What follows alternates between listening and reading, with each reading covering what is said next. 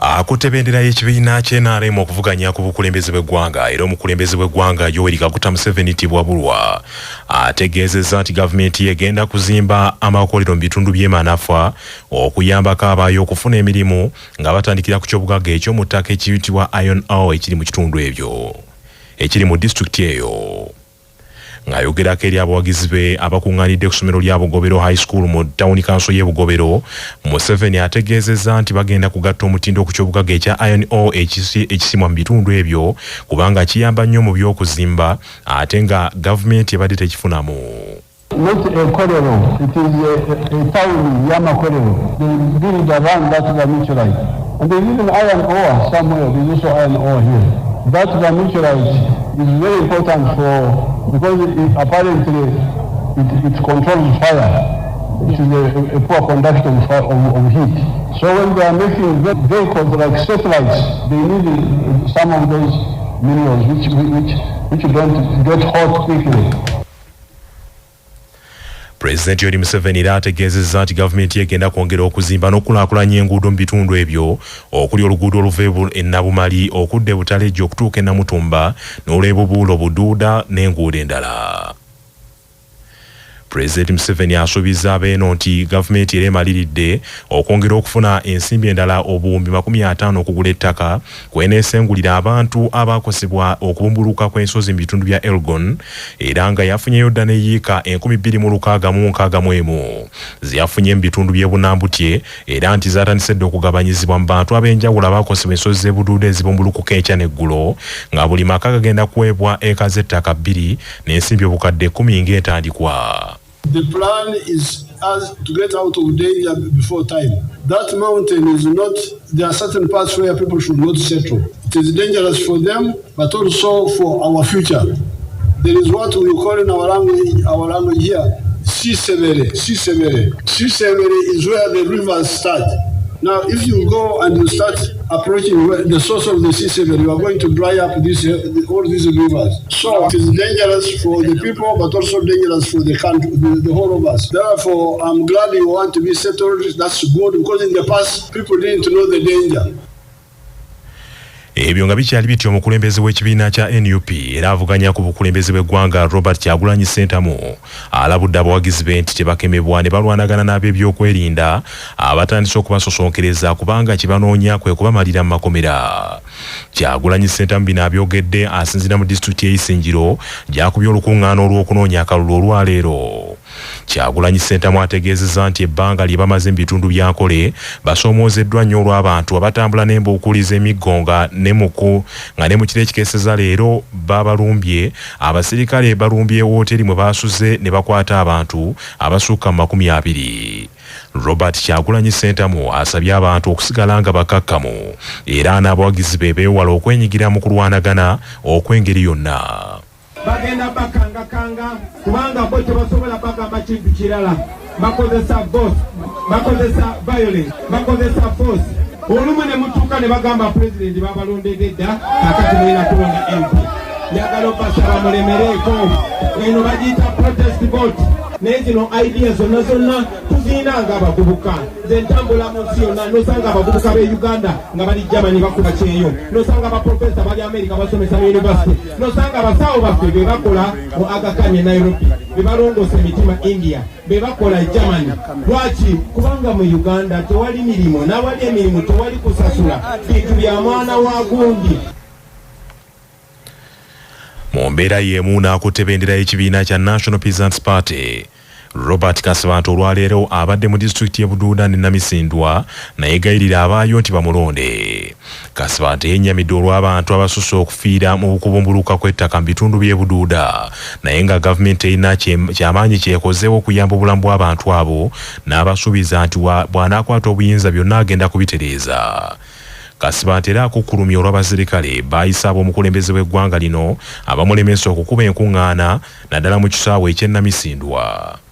olumala okujja mu kulembeze tugenda tula ne ba stakeholders bonna bekikwatako okulaba nga tubanoonyeza ewantu ewalungi wetusobola okubazimbira amayumba ne babeerawo nga bali seefu ne tubaca mu bifo ebyo betusuubira nti ensozi zigenda kubagwira. Namisindwa nfunyeyo okusoomoozebwa bwe nabadde nteeseteeza olukuŋŋaana lwange mu kisaawe nsanze General Museveni yataddemu abasirikale ba SFC olw'okuba agenda kubeerawo ku Saturday ne baŋŋaana okuyingirawo. Ekikola ekyo nkivumirira kubanga ffenna tuli ba candidates. Omusuubuzi ow'omu Kampala ow'emyaka 27 Nicholas Male asindikiddwa ku alimanda mu kkomera Luzira ku misango egyekuusa ku kujingajinga ebiwandiiko omuli n'ebbaluwa egambibwa nti yawandiikibwa Pulezidenti Yoweri Museveni. Nicholas Male nga mutuuze we Nazzibwa zooni mu ggombolola ya Makindye Ssaabagabo mu disitulikiti y'e Wakiso asimbiddwa mu maaso g'omulamuzi owa kkooti ya Buganda Road Ronald Kayizi emisango gyonna ena egimusomeddwa n'agyegaana. Oludda olwabi lutegeezezza kkooti nti ng'ennaku z'omwezi 15 omwezi ogw'omunaana omwaka guno Male nga asinziira mu kibuga Kampala yajingajinga ebbaluwa gye yaweereza minisita w'ebyentambula n'enguudo ng'amutegeeza nti eteekeddwako omukono Pulezidenti Yoweri Museveni ng'amutegeeza nti ewandiikiddwa Pulezidenti Museveni nga kuliko n'omukono gwe. Kigambibwa era nti ng'ennaku z'omwezi 18 omwezi ogw'omwenda omwaka guno Male Nicholas nga akimanyi bulungi nti kyakola kimenya mateeka yaweereza ebbaluwa endala eri ministry evunaanyizibwa ku byentambula n'enguudo ku kitebe ekyayo ekisangibwa ku ofiisa esangibwa ku Old Port Bay Road mu Kampala n'endala n'agiweereza ku kitongole ekya National Oil Distribution Company mu Ndeeba Kampala. Amangu ddala singa omusango guno ogunaamuka mu vvi Male Nicholas olekedde okusibwa mu kkomera ebbanga eritaka wansi wa myaka 7. Ebyo nga bikyali bityo abasuubuzi 4 mu kibuga Kampala basindikiddwa ku alimanda mu kkomera Luzira ku misango egyekuusa ku kutaataaganya ebyokwerinda by'ekibuga wamu n'okutaataaganya abantu nga bakola egyabwe olunaku lw'eggulo. Abasuubuzi bano kuliko Sunday John Baptist, Nsamba Kenny Tenywa Latif wamu ne Sennabulya Jackson nga bano basimbiddwa mu kkooti ya Buganda Road maaso g'omulamuzi Winnie Nacha era emisango egibaguddwako gyonna ne bagyegaana. Bano bavunaaniddwa emisango egyekuusa ku kwefuula ekitajjansa nga bino bisimbulizibwa ku kwekalakaasa okwabadde mu kibuga olunaku lw'eggulo. Oludda olwabi lulumiriza nti olunaku lw'eggulo nga 5 Novemba ku luguudo William Street ne Ben Chwanuka Street mu kibuga Kampala abasuubuzi bano abaana abakuŋŋaanye ne bataataaganya bizinesi z'abannaabwe n'okutaataaganya ab'ebyokwerinda bwe baatandise n'okuziyiza abadde bagudde amaduuka gaabwe ng'abakaka okugala amaduuka ago mu mbeera eyataataaganyizza n'okunyiiza abamu ku basuubuzi b'omu kibuga Kampala. Abasuubuzi bano bagezezzaako okusaba kkooti bayimbule kakalu kaayo wabula kino kigudde butaka kubanga kkooti ebadde ekyalina okwetegereza empapula ezireeteddwa abagenda okubeeyimirira ate ebyuma byayo ne bitaataagana. Mu mbeera n'omulamuzi Nankya abasindise ku alimanda mu kkomera Luzira okutuusa olunaku lw'enkya ng'ennaku z'omwezi 7 Novemba nga bw'akyekennenya empapula zaabwe ez'okusaba okuyimbula akakalu ka kkooti.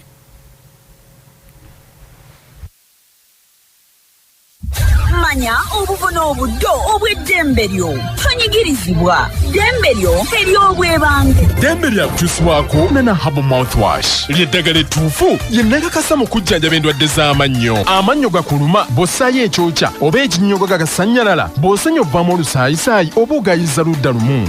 Senyesa Nana naye weegendereza abafere tebakuguza kappa mu kutiya musange mu famasi zonna. Yakakasibwa National Drug Authority nga bali wamu ne Chalkmail. Omutwe gukuluma, musujja, mugongo, magulu oba tewewulira bulungi. Nywa Chalkmail okwongera amaanyi mu basirikale b'omubiri gwo okulwanyisa n'okutangira endwadde. Eddagala lya Chalkmail lisange mu famasi zonna era lyakakasibwa ne NDA. Kimenya mateeka okutaataaganya ebitongole bya gavumenti nga bikola emirimu gyabyo nga munnamateeka Abdallah Kiwanuka bw'annyonnyola.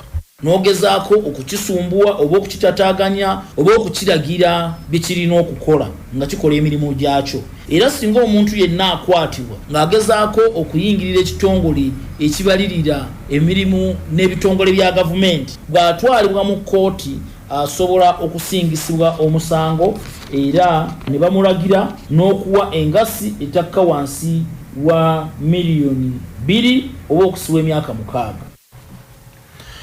Gavumenti ya Uganda erangiridde nti yakolagana butereevu n'Obwakabaka bwa Buganda okugaziya ekibuga Kampala kusibwe mu nkola ng'omukka wefeewo okukyusa endabika yaakyo. Mu nteekateeka emanyiddwa nga Greater Kampala Metropolitan Area Integrated Urban Development Plan egenda okutuukirizibwa mu mwaka 2025. Ebitundu ebyesudde Kampala nga Mpigi, Wakiso, Mukono, Matugga bigenda kwongera okugaziyizibwa ng'obukadde bwa dola za Amerika 27 ze zigenda okusaasaanyizibwa mu kaweefube oyo. Mu kiseera kino kaweefube okugaziya enguudo z'ekibuga Kampala mu bitundu ebyesudde ekibuga. Kaweefube oyo akyagenda mu maaso era obukadde bwa dola za Amerika 5 n'omusobyo bwe bukyakozesebwa. Bw'abadde yeetabye mu nsisinkano egendereddwamu okwetegekera okwanjulira omukulembeze w'eggwanga ebikwata ku nteekateeka eno ng'ennaku z'omwezi 17 omwezi guno mu lukiiko lw'abaminisita ng'ensisinkano eno ebadde ku Serena Hotel mu Kampala. Minisita wa gavumenti ez'ebitundu Raphael Magezi agambye nti Obwakabaka bwa Buganda bufumbekeddemu ettaka erigenda okuyisibwamu enguudo n'enkulaakulana endala egasizaamu abantu kale nga tebuyinza kusuulibwa ttale.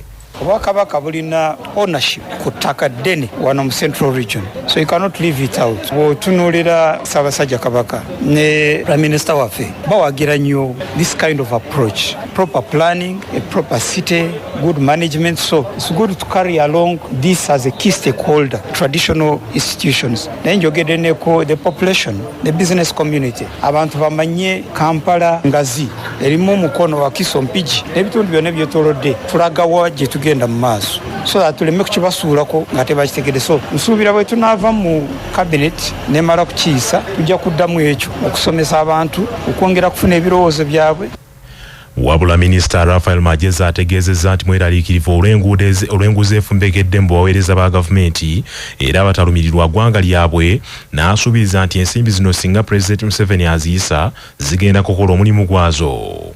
You saw the traffic congestion this morning, and it's getting worse and worse and worse. Unless we reflect on a plan in a bigger way, in terms of marine transport, air transport, trams and city railway, and bigger roads, which means crashing some buildings and compensating them. Friends, there are key decisions we must take as leaders today. Or else you'll find yourself, you leave home at 6 a.m. in the morning, you reach office at 2 p.m. Minisita ombeezo wa tekinologiya ow'ekitiibwa Joyce Juliet Nabbosa Ssebugwawo agambye nti mu kugaziya ebibuga essira lyakusibwa nnyo ku kubunyisa intaneti etegenda kutaataaganyizibwa nga bwe gubadde mu kusimaasima ekibuga nga bayisaamu waya za intaneti n'emidumu gy'amazzi. Bijja kubanga bifunye entambula nga nnyangu, empuliziganya ennyangu okufaananako n'ebibuga ebirala kubanga tumanyi nti awatali intaneti abantu tebasobola kukola mirimu oba n'abaana tebasobola kusoma bulungi, n'abasomesa tebasobola kusomesa bulungi baana, n'abantu bennyini tebasobola kutambuza mirimu gyabwe bulungi nga tebalina mpuliziganya nnyangu kuba kakati tekinologiya aliwo kakati ya mpuliziganya eri very fast. Minisita ombeezo wa Kampala Joseph Kabuye Kyofa Togabye asabye abantu okwetoolola Kampala nti beetegeekera enkulaakulana eyo n'okwewala okumala gazimba awatali kwebuuza bawone okutaataaganyizibwa.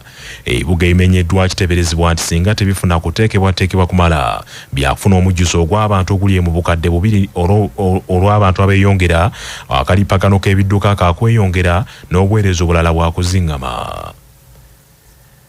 Abakulembeze mu ggombolola ne mu tawuni kanso ez'enjawulo mu disitulikiti wa Kiso basobeddwa olw'obutaba n'abakozi mu masomero ne mu malwaliro ga gavumenti, kibagamba nti kiva ku butabaawo kw'akakiiko akagaba emirimu aka disitulikiti akayitibwa District Service Commission.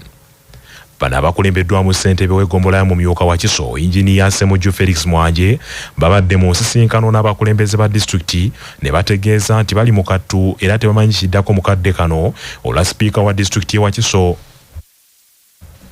Nasifu Najja okugoba akakiiko ka disitulikiti akagaba emirimu. Bano bagamba nti amalwaliro gaabwe agamu gaasumusiddwa okuva ku Health Center okudda ku Health Center 3, naye mu kaseera kano tebalina bakozi. Balinza akakiiko akagaba emirimu okuyisibwa babawe ku basawo n'abasomesa mu malwaliro ne mu masomero abanaddukanya ebyenjigiriza n'ebyobujjanjabi. abakozi mu masomero gaffe buli wootuuka abakozi batono amalwaliro ninawo na epicenta abakozi benyini nabo tebamala simanyi ekyo mugenda kikolera ki ga district ate natubira nti tukikolwa mwe oluwandiika abakozi mwagala okuluyi bali tusaba tumanye kiki mutegese the shortest possible time.